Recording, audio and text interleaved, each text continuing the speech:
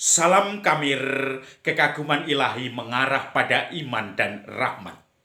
Saudara-saudari yang terkasih, kalau Anda SMA sekitar tahun 90-an, Anda pasti akan tahu tentang lagu Setia karya Cikustik yang dipopulerkan oleh Cikustik. Saya akan menyanyikan, semoga tidak mendapatkan tagihan untuk copyright ya, untuk membayar copyrightnya pada penyanyinya. Deras hujan yang turun mengingatkanku pada dirimu. Aku masih di sini untuk setia. Selang waktu berganti, aku tak tahu engkau di mana. Namun aku mencoba untuk setia. Sesaat malam datang menjemput kesendirianku, dan bila pagi datang ku tahu kau tak di sampingku. Aku masih di sini untuk setia. Aku masih di sini untuk setia. Kesetiaan dibutuhkan bagi orang-orang yang mengucapkan janji setia. Injil hari ini bicara tentang perkawinan di dalam gereja, bicara tentang perkawinan di dalam pandangan Yesus. Yesus ditanya, apa boleh orang menceraikan istrinya dengan alasan apa saja? Lalu Yesus mencobai dengan mengatakan, apa kata Musa? Kata Musa, orang boleh menceraikan istrinya dengan alasan tentu saja macam-macam alasannya. Lalu kemudian Yesus mengatakan, karena ketegaran hatimulah maka Musa menulis demikian. Tetapi kamu tahu ya, sejak awal mula manusia diciptakan laki-laki dan perempuan. Mereka akan meninggalkan orang tuanya, ayah ibunya, dan bersatu. Mereka bukan lagi dua, melainkan satu. Apa yang sudah disatukan Allah tidak boleh diceraikan manusia.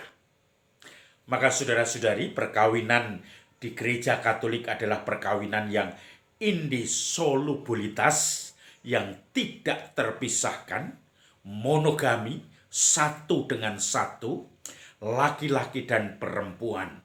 Dan ini yang kemudian menjadi norma dasar perkawinan Katolik. Maka saudara-saudari yang terkasih, orang menikah itu bagi saya menjadi sesuatu yang tidak bisa dibayangkan seumur hidup bareng. Mereka sudah diberi kuk ya. Kalau Romo pakai stola, ini yang disebut kuk. Kuk itu adalah kayu yang mengikat sapi kanan dan kiri, lalu kemudian dimasukkan lehernya. Mereka menjadi harus memikul bersama tugas tanggung jawab dari kayu itu. Entah itu untuk menarik barang, menarik kereta, pedati, atau apa saja. Kuk yang digambarkan stola seperti ini kemudian harus dipikul bersama Yesus.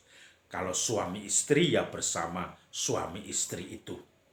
Maka kenapa kuk itu biasanya dikasih sapi jantan dan betina, supaya tidak tarik-menarik malah lari. Kalau jantan dan jantan, sapi itu pasti akan lari ke sana kemari. Ketika melihat betina, maka mereka pasti ada yang menarik ke kanan, menarik ke kiri. Itu kalau sapinya jantan semua. Maka sapi biasanya satu pasang untuk menarik beban atau pedati, itu jantan betina, supaya mereka kompak. Satu pasang, tidak melirik ke kanan ke kiri, dan akhirnya mereka pun melaksanakan tugasnya. Saudara-saudari yang terkasih, Kadang kuk itu terasa berat ketika suami istri mempunyai masalah. Kuk itu kadang-kadang menjadikan sesuatu yang membuat mereka cerai atau berpisah. Kuk itu adalah satu pasangan yang akhirnya mereka harus seumur hidup menelan entah pil manis atau pil pahit, tetapi harus konsekuensinya seumur hidup. Setiap kali orang mau menikah secara Katolik ada yang namanya kursus perkawinan. Ada yang namanya pemeriksaan kanonik. Mereka disadarkan, ditanting atau di semacam apa ya, ditanya benar, apakah kamu tahu konsekuensinya nikah dalam gereja Katolik? Kamu tidak ada hambatan, kamu yakin monogami satu-satu tidak terceraikan, laki-laki perempuan tidak boleh ada TTM, teman tapi mesra atau monyet, dan itu semua kemudian menjadi janji yang kemudian setelah pengakuan dosa sebelum menerima sakramen perkawinan, keluarga-keluarga itu mengucapkan janji setia di hadapan Tuhan sampai akhir. Maka saudara-saudari yang terkasih, ketika saya mendampingi keluarga-keluarga itu, kadang-kadang keluarga-keluarga menjadi pesimis karena sudah ada masalah yang bertumpuk-tumpuk dan saling menyalahkan.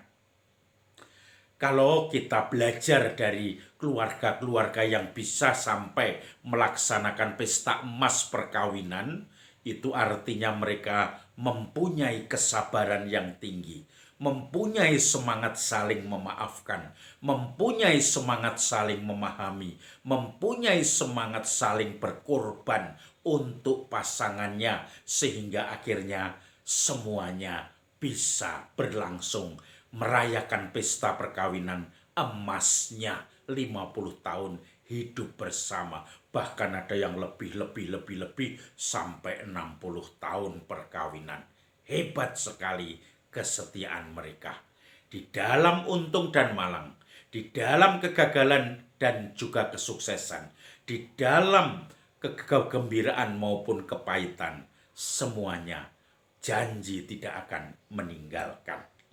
Saudara-saudari yang terkasih, orang atau keluarga suami istri jarang mengungkapkan saya minta maaf. Kalau sudah bertahun-tahun hidup bersama, ada masalah mungkin 1-2 hari, kadang-kadang tidak omongan atau saling menghindar atau omong secukupnya.